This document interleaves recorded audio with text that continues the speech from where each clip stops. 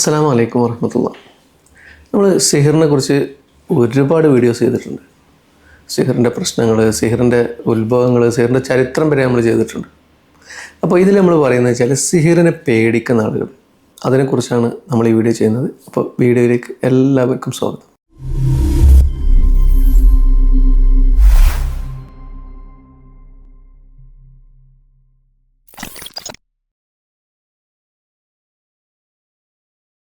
സിഹിർ പേടി എന്ന് പറയുമ്പോൾ, ഇപ്പോൾ ഒരാൾ ഒരു ബിസിനസ് ചെയ്തു അല്ലെങ്കിൽ എന്തെങ്കിലുമൊക്കെ കാര്യങ്ങൾ ചെയ്യുന്നു, അവർക്കിങ്ങനെ തുടരെ പ്രശ്നങ്ങളുണ്ടാകുന്നു, അല്ലെങ്കിൽ ആ ബിസിനസ് തകർന്നു പോകുന്നു.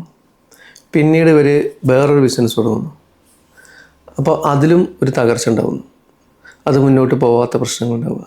ഇങ്ങനെയൊക്കെ ചെയ്ത് കഴിയുമ്പോൾ നമുക്ക് എല്ലാവർക്കും ഒരു സംശയമുണ്ട്, ഇന്ന ആരോ തകർക്കുന്നുണ്ട്, അതാണ് എൻ്റെ തകർച്ചയ്ക്ക് കാരണം. അല്ലെങ്കിൽ ആരെങ്കിലും അടുത്തേക്ക് പോകും. ഓൺലൈനിൽ നോക്കുന്ന കുറേ ആളുകളുണ്ട്, കണക്ക് വെച്ച് നോക്കാൻ നിന്നിട്ട് ഓൺലൈനിൽ ഇവരോട് വിളിച്ച് ചോദിക്കും. അപ്പോൾ ഇവർ സിഹിറാണ് അങ്ങനെ എന്തെങ്കിലുമൊക്കെ പറയും. അപ്പോൾ ഇയാൾ അത് പേടിക്കും. ഇപ്പോൾ നാട്ടിലേക്ക് വന്നിട്ട്, ഇപ്പോൾ കഴിഞ്ഞ ആഴ്ച നമ്മളടുത്തൊരാൾ വന്നിട്ടുണ്ടേ. അപ്പോൾ അവർ ഒരു ബിസിനസ് കാര്യങ്ങൾ ഇങ്ങനെ ചെയ്യുന്ന ആളാണ്. അപ്പോൾ ആദ്യം ഒരു ബിസിനസ് ചെയ്തിട്ടുണ്ടായിന്, അത് അവർ കടയിൽ കുറച്ച് പാർട്ട്ണറായിട്ട് കുറച്ച് പ്രശ്നങ്ങളൊക്കെ ഉണ്ടായിട്ട് അത് പോയി. അങ്ങനെ രണ്ടാമതൊരു ബിസിനസ് അവർ തുടങ്ങി. അതിങ്ങനെ പച്ച പിടിച്ച് വരുന്ന സമയത്താണ് ഇവർക്ക് പെട്ടെന്ന് പ്രശ്നങ്ങളൊക്കെ ആയിട്ട് അത് നിന്ന്. അപ്പോൾ ആരടുത്തും അങ്ങനെ ഓൺലൈനിൽ വിളിച്ച് ചോദിച്ചപ്പോൾ അവർ പറഞ്ഞു, ഇങ്ങനെ നിങ്ങൾക്ക് സിഹിറാണ്, അതുകൊണ്ട് നിങ്ങൾക്ക് അങ്ങനെ സംഭവിക്കും ഇങ്ങനെ സംഭവിക്കും, നിങ്ങൾ വേഗം വന്നിട്ട് എന്തെങ്കിലും കാര്യങ്ങളൊക്കെ ചെയ്യണം എന്ന് പറഞ്ഞിട്ട് അങ്ങനെ ഇയാൾ അവിടുന്ന് ലീവൊക്കെ എടുത്ത് വന്ന് ഇവർ പറഞ്ഞ പോലെ നാട്ടിൽ വന്ന് കുറേ വലിയ പൈസ ഒക്കെ മുടക്കി. അങ്ങനെയുള്ളത് പേടി എത്രയും കൊടുക്കുന്നോ, ഇപ്പം മരിക്കും, ഇതാ ഉടനെ പിന്നെ 70,000 രൂപേൻ്റെ സൂചി വെക്കണം എന്ന് പറയുമ്പോൾ നമ്മൾ സൂചി വെക്കുന്നുണ്ടല്ലോ, അതേപോലെയാണ് ഇതിൻ്റെ കാര്യങ്ങൾ. ഇപ്പം നിങ്ങൾക്ക് പ്രശ്നങ്ങൾ വരും, അങ്ങനെ വരും ഇങ്ങനെ വരും, അതുകൊണ്ട് നിങ്ങൾ ഇപ്പം തന്നെ ഭയം ബാത്തിൻ്റെ പണിയൊക്കെ ചെയ്യണം എന്ന് പറഞ്ഞിട്ട് ഇവരോട് നല്ല പൈസ വാങ്ങിയിട്ട് അയാൾ കുറേ മന്ത്രങ്ങളൊക്കെ നടത്തി. പക്ഷേ ഇവർ തിരിച്ചു പോയതിൻ്റെ ശേഷം ഇവർക്ക് ഒന്നും മാറ്റങ്ങളൊന്നുമില്ല. അതേപോലെ തന്നെ ഇവർ തിരിച്ചു പോയിട്ട് വേറൊരു ബിസിനസ്സാണ് തുടങ്ങി. അപ്പോൾ അതിലും അതേപോലത്തെ പ്രശ്നമുണ്ടായി. അപ്പോൾ ഇയാളെ വിളിച്ചപ്പോൾ ഇയാൾ പറഞ്ഞ് പിന്നെ ഫോൺ എടുക്കുന്നില്ല, കുറച്ച് ദിവസമൊക്കെ ഫോൺ എടുത്ത് എന്തോ ചെയ്യാനൊക്കെ പറഞ്ഞ് അത് മാറിയിട്ടുണ്ട് ഞാൻ എന്നൊക്കെ പറഞ്ഞ് അങ്ങനെ ഇവർ ഇയാളുടെ നിന്ന് പൈസ ചോദിക്കുക, എന്തൊക്കെ പ്രശ്നങ്ങൾ ഉണ്ടായിട്ടുണ്ട്. അങ്ങനെയാണ് ഇവർ ഇന്നേറ്റ് ഇത് ചെയ്യുന്നത്, കോൺടാക്ട് ചെയ്യുന്നത്. അപ്പോൾ ഞാൻ ഇവരോട് പറഞ്ഞു, നിങ്ങൾ നേരിട്ട് വന്നു നമുക്ക് നോക്കാം. നമുക്ക് അങ്ങനെ ഓൺലൈനിലായിട്ട് ചെയ്യുന്ന പരിപാടിയിൽ ഞങ്ങൾ നേരിട്ട് വന്ന് സംസാരിച്ചോ, വിഷയങ്ങൾ പറഞ്ഞോ നമുക്കറിയാം. അപ്പം നമ്മൾ ഇവർ വരാൻ പറ്റാത്ത അവസ്ഥയെന്ന് പറഞ്ഞുകൊണ്ട് നമ്മൾ ഇവർക്ക് എന്തൊക്കെ ചെല്ലാനൊക്കെ കൊടുത്തു. അപ്പോൾ ഞാൻ പറഞ്ഞു വരുന്നത് എന്താ വെച്ചാൽ, അപ്പോൾ അതിന് ശേഷം ഇവർ പിന്നെയും എന്തെങ്കിലുമൊക്കെ ചെയ്യുമ്പം ഇവർക്ക് ഈ പേടിങ്ങനെ ഉണ്ടാവും, എനിക്ക് സിഹിറാണ്, സിഹിറിനാണ്, അല്ലെങ്കിൽ സിഹിറില്ലാതെ എന്നെ തകർക്കാൻ പറ്റില്ല. കാരണം ഞാനെല്ലാം കറക്റ്റായിട്ടാണ് ചെയ്തത്, എനിക്ക് തന്നെ ഒരാൾ തകർക്കുന്ന ഒരാളിൻ്റെ കൂടെ ഉണ്ട്. ഇവർക്കിത് ഇങ്ങനെ തോന്നിക്കൊണ്ടിരിക്കും. അതുകൊണ്ട് ഇവർ ചില ആളുകൾ ഒരു പ്രവൃത്തിയും ചെയ്യാത്ത ആളുകളുണ്ട്. ഞാൻ എന്ത് പ്രവൃത്തിയും ചെയ്താലും എന്നെ തകർക്കും, അതുകൊണ്ട് ഞാനൊന്നും ചെയ്യാതെ വീട്ടിലിരിക്കുന്നു. ഞാൻ ചിലപ്പം അങ്ങനെ നമ്മളടുത്തൊരു കേസ് വന്നിട്ടുണ്ടായി. കുറച്ച് കാലമൊക്കെ ഗൾഫിൽ കുറേ കാര്യങ്ങളൊക്കെ ചെയ്തു, ഒന്നും വിജയിച്ചില്ല. അങ്ങനെ നാട്ടിൽ വന്നു, പിന്നെ ഒന്നും ചെയ്യുന്നില്ല. നാട്ടിലെന്തോ ചെറുതോ ചെയ്യാൻ ശ്രമിച്ച് അതും വിജയിച്ചില്ല. അപ്പോൾ അവരോട് പിന്നെ ഭാര്യ അവരോട് പണിക്ക് പോകാൻ പറയും, ഇവർ പണിക്ക് പോകില്ല. നമ്മൾ ഇവിടെ എന്തെങ്കിലും പണിക്ക് പോയിക്കോളി, അതും പോകില്ല, വീട്ടിലിരിക്കും. അങ്ങനെ ഭാര്യ പിന്നെ ഇവരെയും കൂട്ടിയിട്ട് നമ്മുടെ അടുത്തേക്ക് അവർക്ക് വന്നിട്ടുണ്ടായി. അപ്പോൾ ഇവരോട് ഞാൻ അന്വേഷിച്ചപ്പോൾ ഇവർ പറയുന്നത്, ഞാൻ എന്ത് ചെയ്തിട്ടും കാര്യമില്ല, ഇന്നിങ്ങനെ സിഹിർ ചെയ്ത ആൾക്കാർ തോൽപ്പിക്കും. അപ്പോൾ ഞാൻ ചെയ്യുന്നില്ല, ഞാൻ ചെയ്യാതിരുന്നാൽ പിന്നെ പ്രശ്നമില്ലല്ലോ. അപ്പോൾ ഇങ്ങനത്തെ കുറേ ആളുകളുണ്ട്. അത് പേടി ഇവർക്ക് കൊടുക്കുന്ന ആളുകൾ. അപ്പോൾ നമ്മളൊരാളെ കൺസൾട്ട് ചെയ്യുന്ന സമയത്ത് നല്ല പഠിച്ചിട്ട് തന്നെ കൺസൾട്ട് ചെയ്യണം. ഇപ്പോൾ നമ്മളൊരാൾ കൺസൾട്ട് ചെയ്യുകയാണെങ്കിൽ പോലും നിങ്ങൾ നല്ല ആലോചിച്ച് ചിന്തിച്ചിട്ടാണ് കൺസൾട്ട് ചെയ്യേണ്ടത്. അപ്പോൾ ആരോടും അങ്ങനെ തന്നെയാണ്. അപ്പോൾ അവരെങ്ങനത്തെ ടീമാണ്, എങ്ങനത്തെ ആളുകളാണ്, എങ്ങനെയാണെന്നുള്ളതൊക്കെ മനസ്സിലാക്കിയിട്ട് വേണം കൺസൾട്ട് ചെയ്യാൻ വേണ്ടിയിട്ട്. ഈ പൈസ പറഞ്ഞ് ചെയ്യുന്ന, അല്ലെങ്കിൽ നിങ്ങൾ ഉണ്ടല്ലോ നമ്മൾ ഒരാളെടുത്ത് വന്ന്, ഇപ്പോൾ എൻ്റെ അടുത്ത് ഒരാൾ വന്നു കഴിഞ്ഞാൽ ഇനി അയാൾക്ക് സിഹിറാണെങ്കിൽ പോലും അത് വളരെ നോർമലായിട്ടാണ് നമ്മൾ അയാൾക്ക് കൊടുക്കേണ്ടത്. അല്ല അയാളെ പേടിപ്പിക്കുന്ന അവസ്ഥയിലോ അല്ലെങ്കിൽ അയാളെ വിഭ്രാന്തിയാക്കുന്ന അവസ്ഥയിലോ നമ്മൾ ഒരിക്കലും കൊടുക്കാൻ പാടില്ല. ഇപ്പം നമ്മളെടുത്ത് ഇപ്പോൾ മക്കളെയും കൊണ്ട് വരുന്ന ആളുകളുണ്ട്. ഇപ്പം 10 വയസ്സായ, അല്ലെങ്കിൽ 5 വയസ്സായ, അല്ലെങ്കിൽ 15 വയസ്സായ, അല്ലെങ്കിൽ 6 വയസ്സായൊക്കെ മക്കളെ കൊണ്ട് മക്കൾക്ക് ഇങ്ങനെ പ്രശ്നങ്ങൾ എന്നൊക്കെ പറഞ്ഞ് വരുന്ന ആളുകളുണ്ട്. അപ്പോൾ അവരോട് ഞാൻ പറയും, മക്കളെ പ്രശ്നങ്ങളാണ് നിങ്ങൾ പറയാൻ പോകുന്നത്, അല്ലെങ്കിൽ നിങ്ങൾക്ക് വേറെ എന്തെങ്കിലും പിശാച് കളിക്കുന്നതോ അങ്ങനത്തെ പ്രശ്നങ്ങളൊക്കെയാണ് പറയാൻ പോകുന്നുണ്ടെങ്കിൽ മക്കളെ കാര്യങ്ങളൊക്കെ ചോദിക്കാൻ പോകുന്നത് നിങ്ങൾ ആ മക്കളെ പുറത്തിരുത്താൻ വേണ്ടിയിട്ട് പറയും. ഇല്ലെങ്കിൽ എന്താ പ്രശ്നം നിങ്ങൾ നമ്മൾ മക്കളെ മുന്നിൽ വെച്ചിട്ട് ഇതിങ്ങനെ വിവരിക്കും.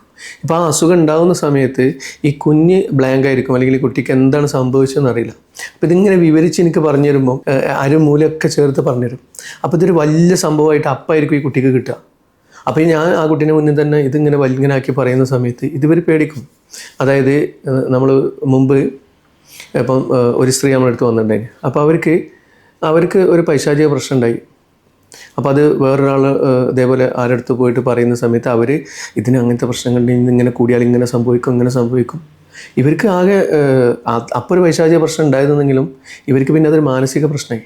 നേരെ മറിച്ച് അവരോട് ഇത് അങ്ങനത്തെ വലിയ നിങ്ങൾ പേടിക്കേണ്ട വിഷയമൊന്നുമല്ല, അതിനെ നമുക്ക് ചികിത്സയ്ക്ക് മാറ്റാവുന്നതേ ഉള്ളൂ, നിങ്ങളുടെ ചെറിയ പ്രശ്നമാണ് എന്ന് പറഞ്ഞിട്ടാണ് നമ്മൾ ചികിത്സ കൊടുക്കേണ്ടത്. അല്ലാതെ ഞാൻ ഒരു ബിസിനസ്സൊക്കെ ചെയ്ത് ഇങ്ങനെ തകർന്ന് നിൽക്കുന്ന ആളോട് നിങ്ങൾക്ക് ഇത്രയും വലിയ സിഹറുണ്ട്, നിങ്ങളിപ്പോൾ ചെയ്തിട്ടില്ലെങ്കിൽ നിങ്ങളിങ്ങനെ ബാധിക്കും, നിങ്ങൾ അടിയോട് ഇല്ലാതായി പോവും, അല്ലെങ്കിൽ നിങ്ങൾ ഉപ്പ് വെച്ച കലമ്പോലായി പോവും, അങ്ങനത്തെ ഓരോ വാക്കുകൾ പറഞ്ഞ് അവരെ പേടിപ്പിച്ച് അവർക്ക് സിഹർ പേടി എന്ന് പറയുന്ന സംഭവം നമ്മൾ കൊടുത്തു കഴിഞ്ഞാൽ പിന്നെ അവർക്ക് അതിന് കയറി വരാൻ പറ്റില്ല.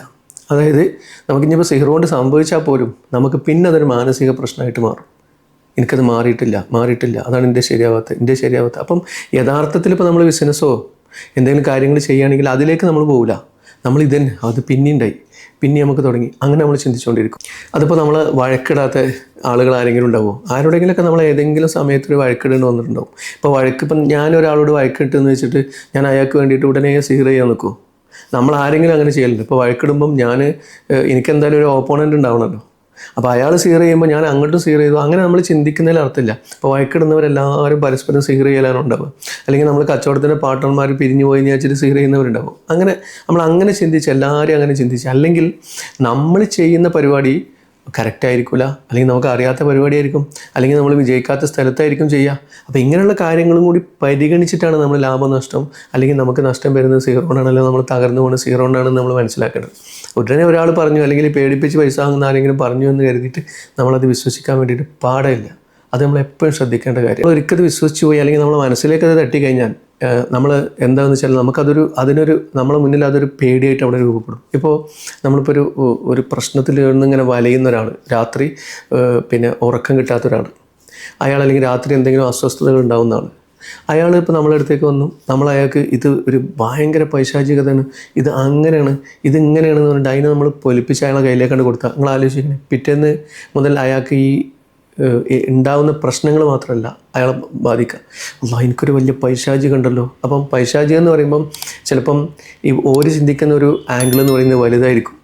നമ്മളിപ്പോൾ പറഞ്ഞ് വലുതാക്കുമ്പം അവർ കുറച്ചും കൂടി ഭീകരമായിട്ട് അത് ചിന്തിച്ചാൽ അവർക്ക് ചിലപ്പോൾ ഭയങ്കരമായിട്ടുള്ള മാനസിക സമ്മർദ്ദം ഉണ്ടായി ചിലപ്പം മൈൻഡ് പോലും തകരാറിലാവാനുള്ള സാധ്യതയുണ്ട്. അതായത് ഒരിക്കലും ഇവർ കയറി വരാൻ പറ്റാത്ത വിധത്തിൽ ഇവരെ മനസ്സ് തകർന്നു പോകും.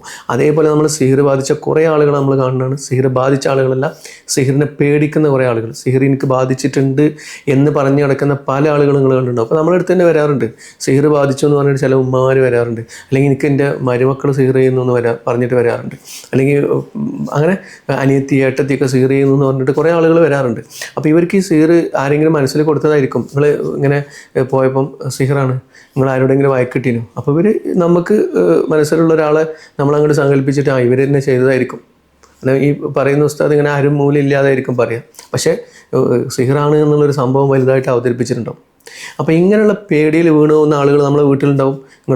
ചില ഉമ്മമാർ ചില ആളുകൾ കൊണ്ടുവരാറുണ്ട്, ചില ആളുകൾ നോക്കാനേ പറ്റില്ല, പേരക്കുട്ടികൾക്ക് പ്രശ്നം, മകന് പ്രശ്നം, മകൻ്റെ വൈഫിന് പ്രശ്നം, എന്ത് ചെയ്താലും സിഹിർ ഇനി എനിക്ക് ചെയ്യുന്നുണ്ട്, എനിക്ക് നടുവേദന ഇന്ന് ചെയ്ത് ഒരു 50, 60, 70 വയസ്സായ സ്ത്രീകളെ സംബന്ധിച്ചിടത്തോളം നടുവേദന ഉണ്ടാവും, നീക്കാൻ പറ്റുന്നില്ല, നിസ്കരിക്കാൻ പറ്റുന്നില്ല, വിചാരിച്ച പോലെ എണീക്കാൻ പറ്റില്ല, ഇങ്ങനത്തെ പ്രശ്നങ്ങളൊക്കെ ഉണ്ടാവും, വയറിന് അസുഖങ്ങളുണ്ടാവും, കാലിന് പ്രശ്നങ്ങളുണ്ടാവും.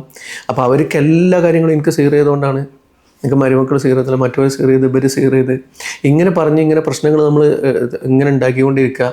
അപ്പോൾ ഇത് നമ്മളെ മനസ്സിൽ കൊടുക്കുന്നൊരു പേടിയാണ്. അപ്പം നമ്മൾ ചികിത്സകർ പ്രത്യേകിച്ച് ശ്രദ്ധിക്കേണ്ട ഒരു കാര്യമാണ്, നമ്മളെ മുമ്പിൽ വരുന്ന ഒരാൾ എത്ര വലിയ പ്രശ്നങ്ങളുമായിട്ട് വരികയാണെങ്കിൽ പോലും അയാളെ ഭാരം കുറയ്ക്കാനാണ് നമ്മൾ ശ്രമിക്കേണ്ടത്. അല്ലാതെ ഒരു ഭാരം കൂടി അയാളെ തലയിൽ കയറ്റി വെക്കാനല്ല ശ്രമിക്കേണ്ടത്. നമ്മൾ ആ ഓൾറെഡി ഭാരത്തിൽ കുറച്ചും കൂടി വെയിറ്റ് ഇടാനല്ല ശ്രമിക്കേണ്ടത്. ഇപ്പം അതേപോലെ തന്നെ നമ്മൾ പോകുന്ന ആളുകൾ, നമുക്ക് എന്തെങ്കിലും പ്രശ്നങ്ങളൊക്കെ ഉണ്ടാകുമ്പോൾ നമുക്ക് പോകാം, ഇതിനെപ്പറ്റി ആലോചിക്കാം, അതിനൊന്നും കുഴപ്പമില്ല. പക്ഷേ അവർ പറയുന്ന കാര്യം ഏത് ബേസിസിലാണ് എന്നുള്ളത്, അല്ലെങ്കിൽ അവരെ പറ്റിയൊക്കെ നമ്മൾ നല്ല അറിഞ്ഞിട്ടും ആലോചിച്ചിട്ടാണ് നമ്മൾ പോകാൻ പാടുള്ളൂ എന്നാണ് ഇതിൽ നമുക്ക് പറയാനുള്ളത്. അപ്പോൾ നമുക്കൊരു പേടി കുടുങ്ങിക്കഴിഞ്ഞാൽ, ഒരു കാര്യത്തിനെക്കുറിച്ച് നമുക്കൊരു പേടി കുടുങ്ങിക്കഴിഞ്ഞാൽ അത് കാലാകാലം നമ്മളെ ഇതുണ്ടാവും. പിന്നെ എന്ത് ചെയ്യുമ്പോഴും അതുകൊണ്ടാണ് നമ്മളെ മനസ്സിലിങ്ങനെ വന്നുകൊണ്ടിരിക്കും.